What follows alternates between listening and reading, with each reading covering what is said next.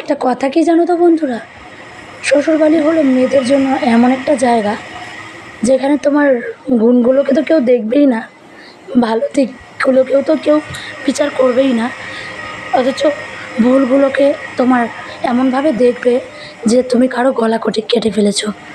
মানে কি বলবো, আমি কেমন আছি নিজেও জানি না, ভালোই আছি, খারাপ নেই, কিন্তু এক একটা সময় এমন লাগে মনে হয় মরে মরে বেঁচে আছি। শ্বশুরবাড়িতে খারাপ আছি এটা বলছি না, কিন্তু নিজেকে ভালোবাসার মতো একটা লোক যে আছে এটা মনে হয় না আমার। মানে সবাই এমনভাবে কথা বলে, জানি না কে কেমন, কিন্তু নিজে যে আমি কেমন সেটাও ভুলে গেছি। তো এগুলো উল্টোপাল্টা কথা চিন্তা করতে করতে দেখছি গুড্ডুর সাইকেলটা প্রচণ্ড নোংরা হয়ে গেছে। আর এদিকে নোংরা হয়ে গেছে তো পরিষ্কার করে ফেলছি, আমি দেখতেই পারছো।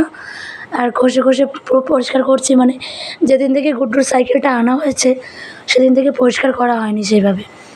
আর গুড্ডু চালায়ও সেইভাবে, প্রথম থেকে চালায়নি, এখন কদিন ধরে খুব বেশি করে চালাচ্ছে, তার জন্য বাইরে ফেলে রাখছে আর মাটি দিয়ে খেলছে কদিন ধরে বেশি বেশি।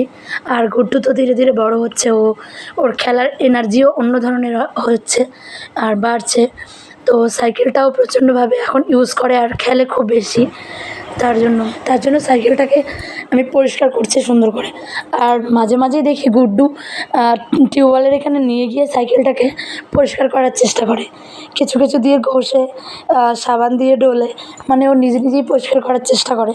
এটাও এর শিক্ষার একটা নতুন ধাপ, আমারও ভালো লাগে। কিন্তু জল ঘাটলে তো জানোই বাচ্চাদের একটু ঠান্ডা বেশি লেগে যাবে, তার জন্য ওই ভয়ে ওকে দেই না সাইকেলটা, মানে জল ঘাটতে বেশি। তো আমি পরিষ্কার করে নিলাম সাইকেলটাকে ভালো করে ঘষে ঘষে। গুড্ডু এসে দেখে একটু খুশিই হবে, ওর সাইকেলটা নতুনের মতো হয়ে গেছে। তো চলো, পরিষ্কার তো হয়েই গেল।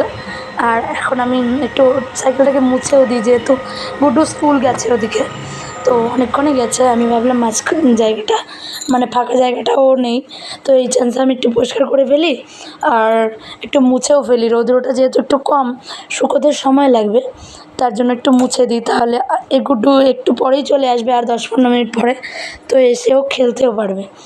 তো এখন ভালো করে একটু মুছে দিচ্ছি, বাকিটাও শুকিয়েই যাবে, শুধু আমি ফিটগুলো মুছে দিচ্ছি যাতে ও ভিজে না যায় ওর জামাটা।